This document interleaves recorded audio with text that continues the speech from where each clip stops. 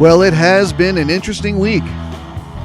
We saw Hamas violate yet another ceasefire by firing rockets into Israel, which they, of course, denied afterwards. You know, they were doing so good over there. I think they went 5 days this time before breaking the ceasefire. Protests continue in Ferguson, Missouri. We'll talk about that. James Foley, a photojournalist that had been covering what was going on in Syria, was beheaded by Islamists. We'll talk about that. And President Obama, as detached as a president can possibly be. We'll talk about all of that right now on this week's Ray Warner Show. I am your host, Ray Warner. If you want to email me, you can send your email to theraywarnershow@gmail.com. So, President Obama, have we ever seen a president so detached from what is going on? I keep coming back to that word, detached.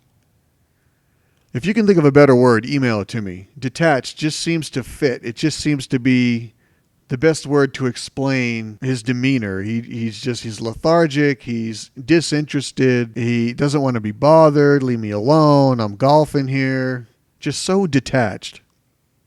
Photojournalist James Foley was working in the Middle East, documenting events in Syria, what was going on there with ISIL murdering people left and right, murdering Christians, murdering Muslims, murdering other Islamic terrorists that are not radical enough to deserve to live in their universe, in their best estimation.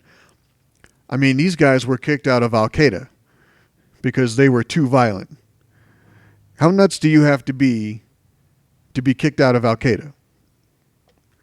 So James Foley was doing his job over there until he was kidnapped by ISIL, ISIS, ISIL, whatever you want to call them, back in November 2012. His family, of course, was hoping for the best after his disappearance. And we don't know, at least I haven't heard anything about his captivity, whether or not he was tortured, how he was treated. In the video, he looked reasonably healthy. Looks like they shaved his head. Not sure what that's all about.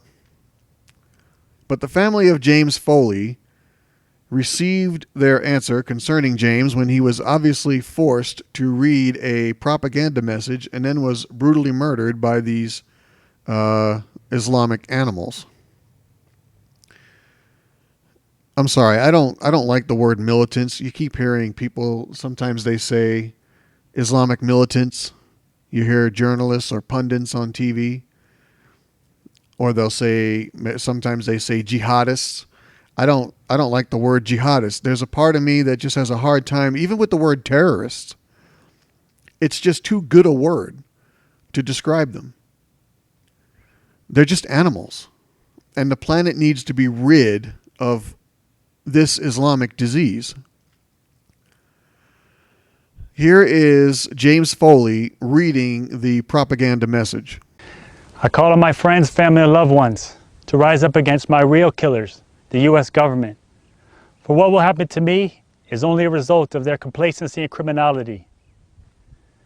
My message to my beloved parents: save me some dignity and don't accept any meager compensation for my death from the same people who effectively hit the last nail in my coffin with their recent aerial campaign in Iraq. I call on my brother John, who is a member of the U.S. Air Force. Think about what you are doing. Think about the lives you destroy, including those of your own family. I call on you, John. Think about who made the decision to bomb Iraq recently and kill those people, whoever they may have been. Think, John, who did they really kill? And did they think about me, you, our family, when they made that decision? I died that day, John. When your colleagues dropped that bomb on those people, they signed my death certificate. I wish I had more time. I wish I could have the hope of freedom and seeing my family once again. But that ship has sailed. I guess all in all, I wish I wasn't American.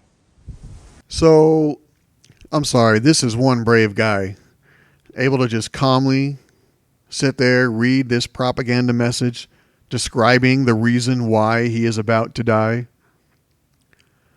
I don't know how much information he had. I mean, for all we know, he was just brought to this location and told to start reading, probably dragged out of his cell wherever he was being held, might have thrown a bag over his head, but it probably didn't take him long to figure out what was going to happen. I mean, he's a journalist. He's seen this before. He has to have seen it. He has to have known. I mean, he was in this situation. And whether this message was forced on him or not, I'm sure his last thoughts were about his family anyway. You heard him mention his family a lot in there. It's probably just stuff that they got from interrogating him, and they were able to put that in there for him to read. But there is something else that really needs to be said here. I'm going to tread as gingerly as I can on this, but James Foley was a supporter of the Islamic cause. He was against Israel, and closer to home, he was for gun control. James Foley was one of these leftist Muslim cheerleaders, and this is what they did to him. I'm not saying by any means he deserved it. I'm not saying that. What I am saying is this should be a teachable moment for any Muslim sympathizer out there that seems to think that we can and should do everything we can to just get along with these animals. Honestly, what did he think would happen? What did he think would be the outcome? I mean, this is what they do. This is Islam, a religion of peace on display. And what James Foley believed politically, that makes no difference to me. He was wrong.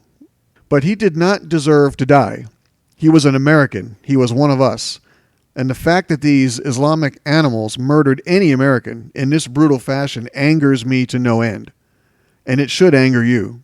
I want to see his murderers brought to justice. I want to see the stain of Islam cleansed from off the face of the earth. That is really the only answer. I would love nothing more than to live in peace, but that is not what they want. There just is no wiggle room with them. There is no negotiating with them. They very plainly and simply must be defeated. If given the chance, they will kill us all who do not conform or convert to Islam. There was a coward standing next to Foley as he read the propaganda message. And before murdering Foley, the coward, sporting a British accent, had a message of his own. This is James Wright Foley, an American citizen of your country.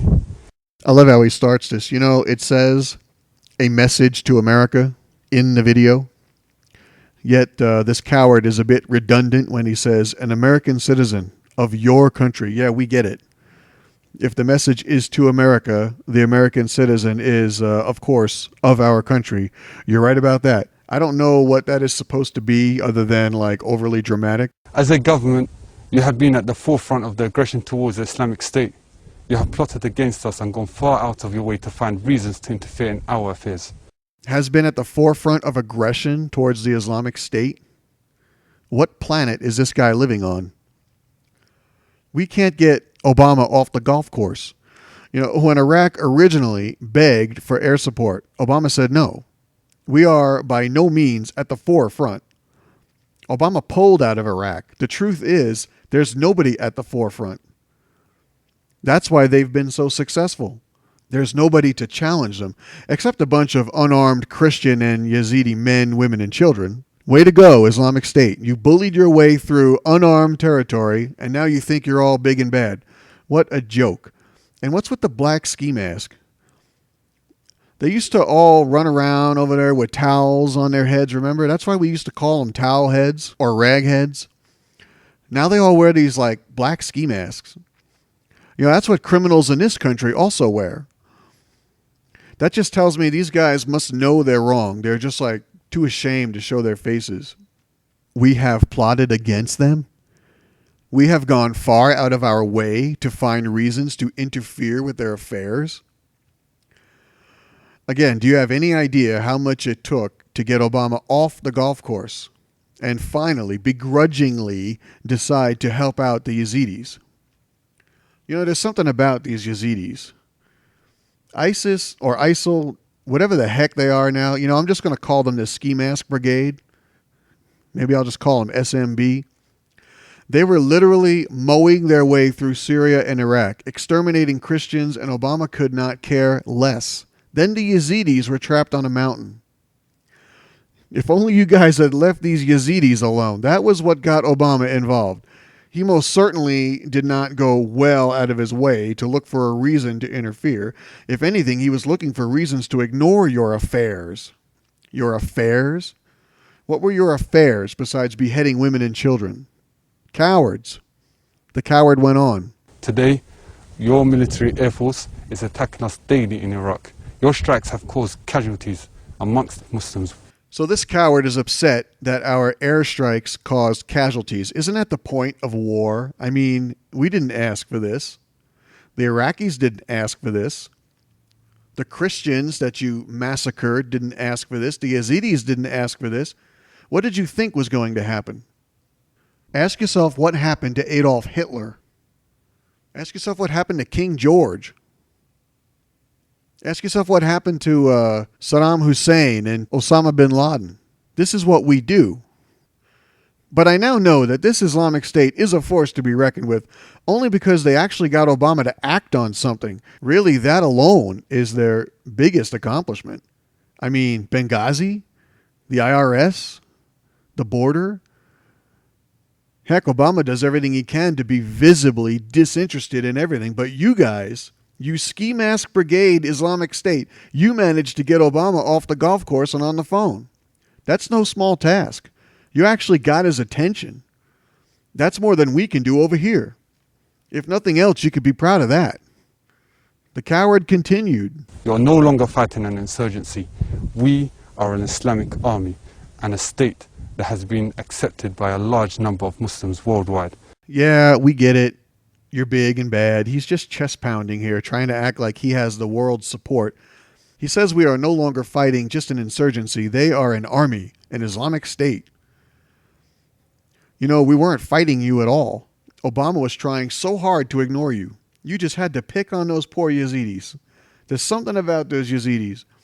And maybe, just maybe, some Muslims accept you, but most don't. Peaceful Muslims, if there are any, certainly don't. They're one of your biggest pet peeves. You go around looking for them so you could kill them too. You guys were kicked out of Al-Qaeda. Al-Qaeda, for crying out loud, doesn't want you. Where is all this support you boast of, coward?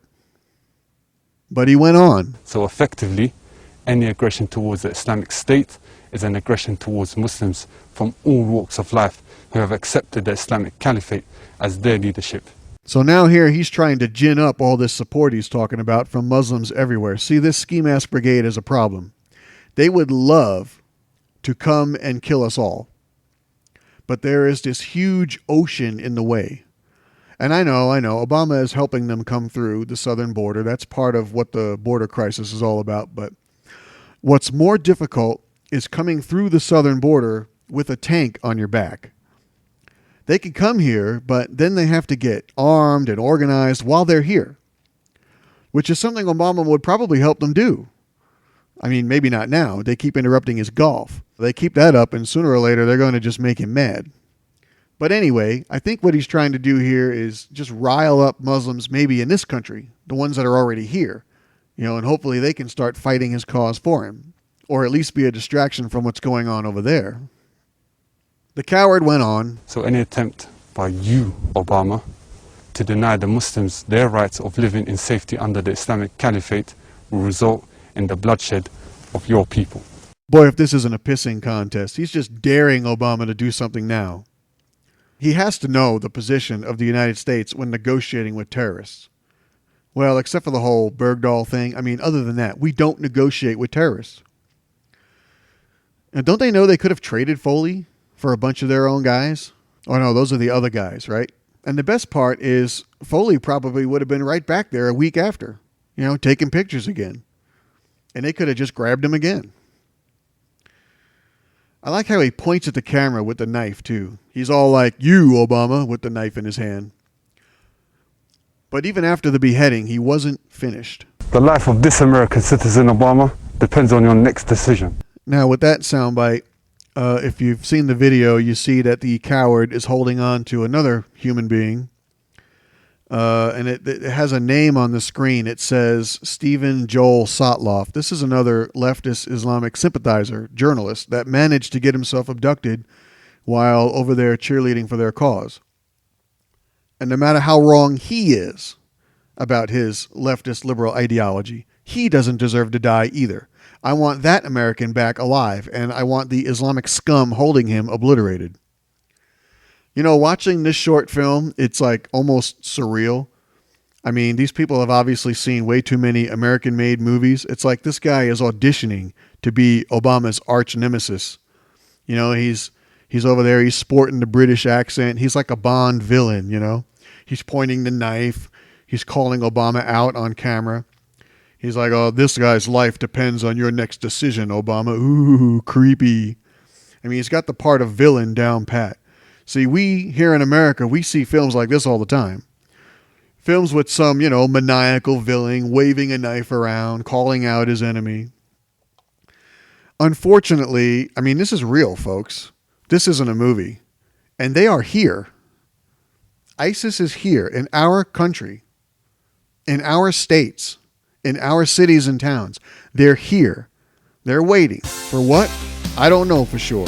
Something about drowning us all in blood. So if you're not, get yourself armed and ready because they are here. Be back in a minute, folks. Stay right there.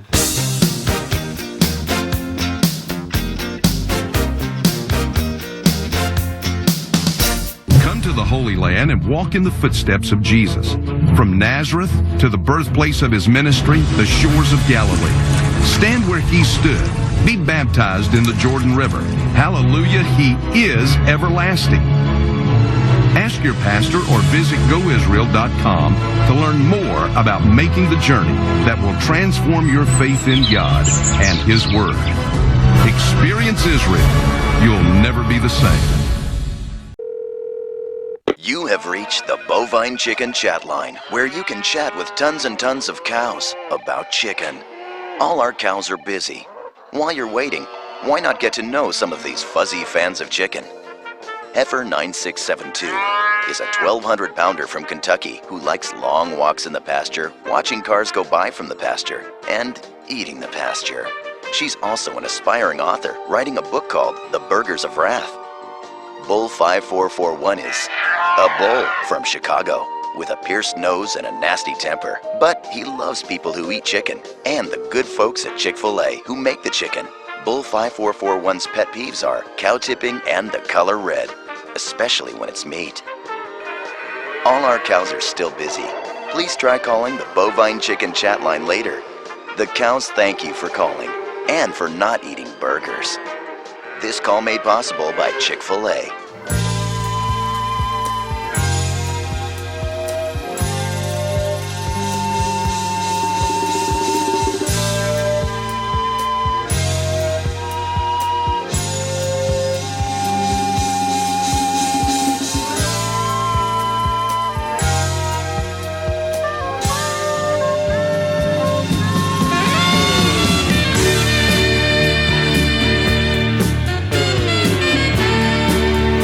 Welcome back. This is The Ray Warner Show. The email address is theraywarnershow@gmail.com if you want to email me your questions, your comments. You know, I'm getting really tired of these passive people wandering around feeling all safe, trying to assure us nothing like that can happen here. I mean, they're still out there. Look at this NBC News headline. Why is Britain a breeding ground for ISIS terrorists? I'll tell you why, NBC News. It's because of all the liberal trash being taught in their schools, their colleges, and their churches, just like here. This is the kind of person trying to figure out, why do they hate us? If we just show them that we love them, they'll stop hating us. They hate you because you're not Islam. That's why there's a sword on the flag. You either convert or else. They walk around in a daze trying to figure this out. It's so simple. You know, if your neighbor said to you, I'm coming into your house tonight while you're asleep and I'm going to kill you, would you just smile and wave and go to bed without a care in the world?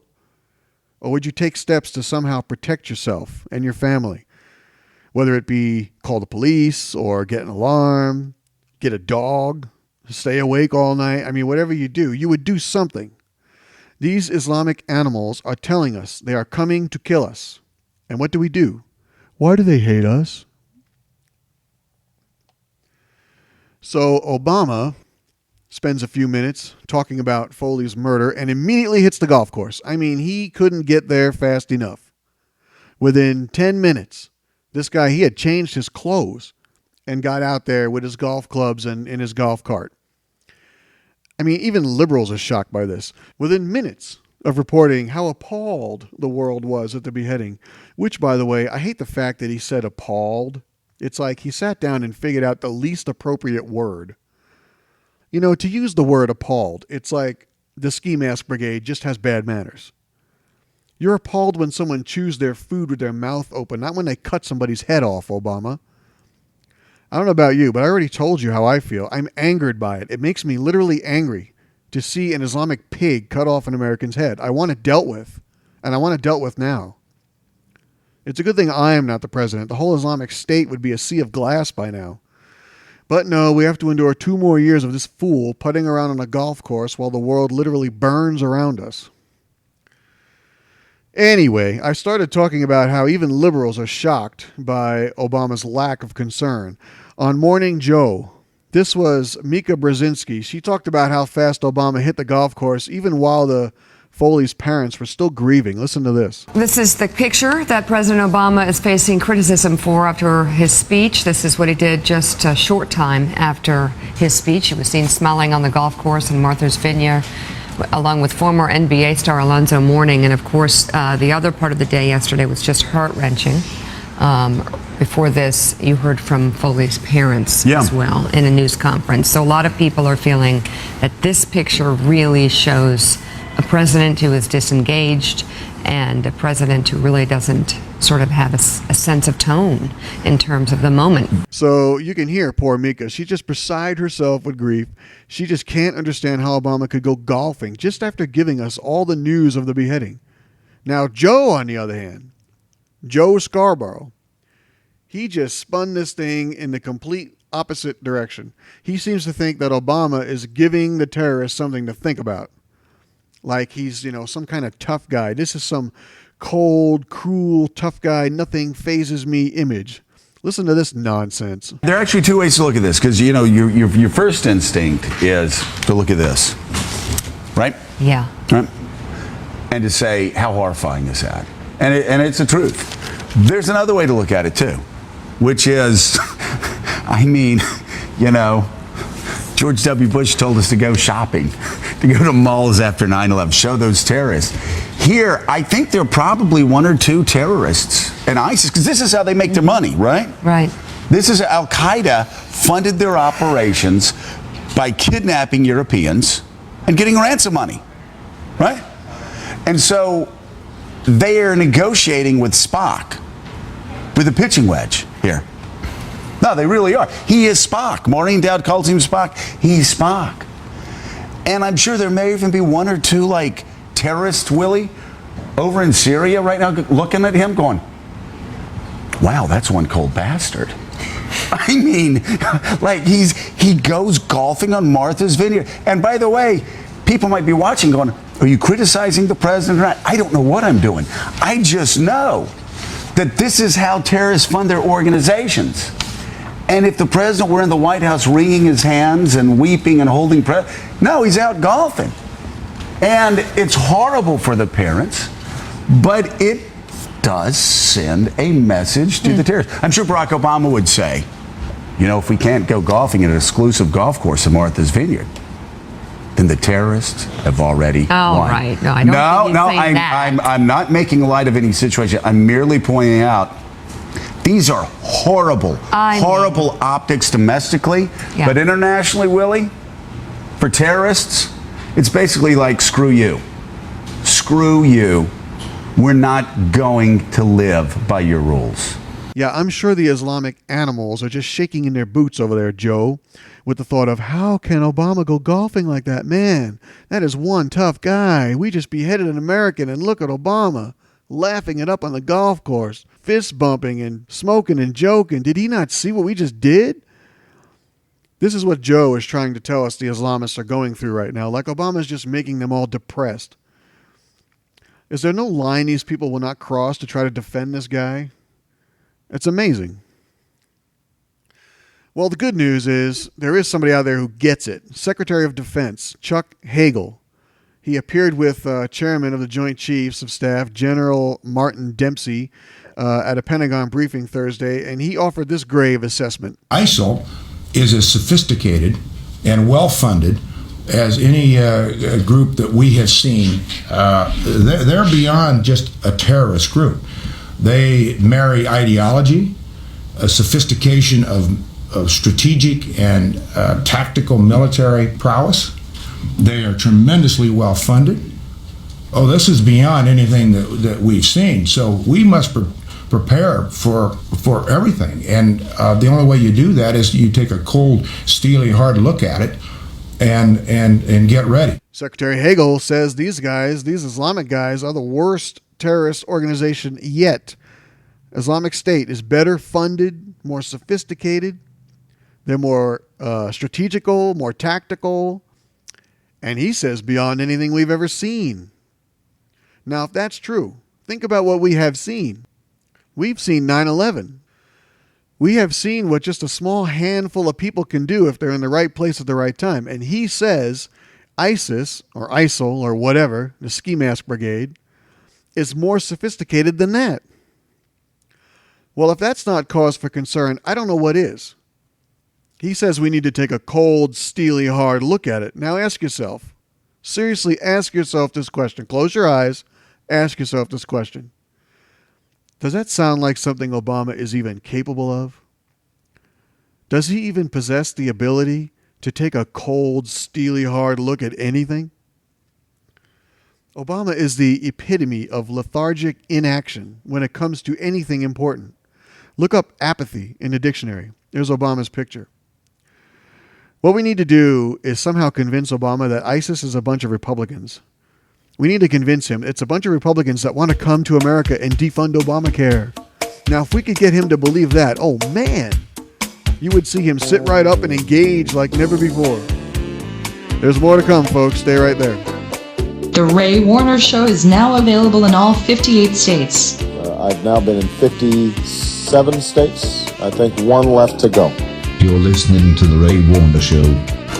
A creative experience unlike any other is waiting for you at Hobby Lobby. Arts and crafts, fabric, scrapbooking, floral, home accents, and so much more. Come and explore Hobby Lobby and find more than you could have ever imagined. Inspiration, innovation, and creation all in one place. Everything you need to bring your creativity to life is here at Hobby Lobby. Yes, let us pray for the salvation of all of those who live in that totalitarian darkness. They are the focus of evil in the modern world. But if history teaches anything, it teaches that simple-minded appeasement or wishful thinking about our adversaries is folly. It means the betrayal of our past, the squandering of our freedom. So I urge you to speak out against those who would place the United States in a position of military and moral inferiority, to ignore the facts of history and the aggressive impulses of an evil empire, and thereby remove yourself from the struggle between right and wrong and good and evil. Any objective observer must hold a positive view of American history, a history that has been the story of hopes fulfilled and dreams made into reality. America has kept alight the torch of freedom, but not just for ourselves, but for millions of others around the world. We must never forget that no government schemes are going to perfect man. We know that living in this world means dealing with what philosophers would call the phenomenology of evil, or as theologians would put it, the doctrine of sin. There is sin and evil in the world, and we're enjoined by Scripture and the Lord Jesus to oppose it with all our might. We will never compromise our principles and standards. We will never give away our freedom. We will never abandon our belief in God.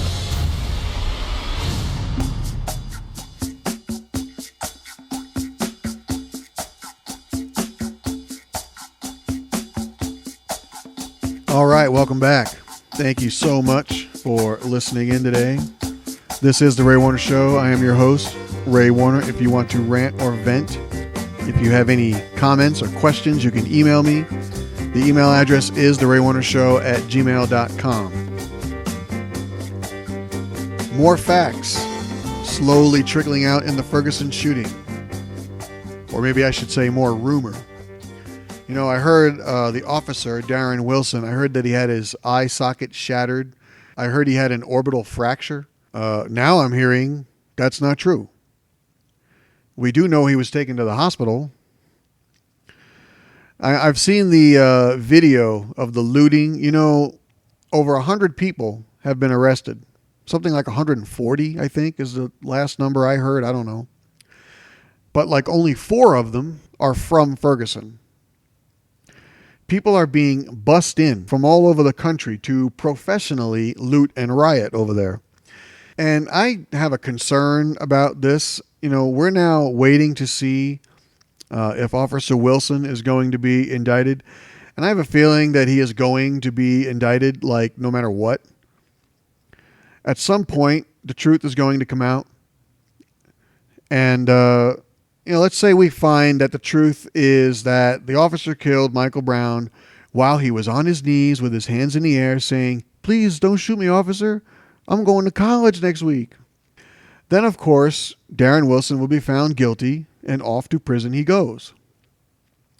But here's the other scenario.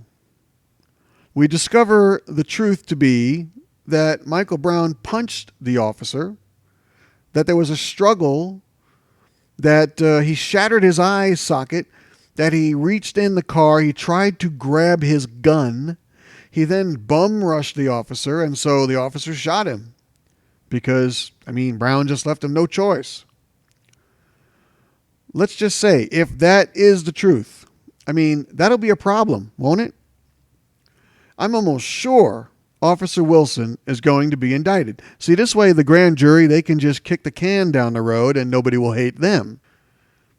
Remember how fast everybody wanted the officer's name? They wanted to string him up. Remember how they showed his house on TV and then said, "Oh yeah, that was dumb, sorry." If he's not indicted, well, they're just going to demand to know who was on the grand jury, if they don't already know, and where they live. Then their lives will be in danger. So he probably will be indicted, if for nothing more, just to pass the buck. Then it will go to trial. And then what? Will they even be allowed to talk about the strong arm robbery? Or the fact that Brown had marijuana in his system? They don't want any of that brought up. Not to mention, who wants to be that prosecutor? Who wants to be that judge? Who wants to be on the jury? All of their lives will be in danger.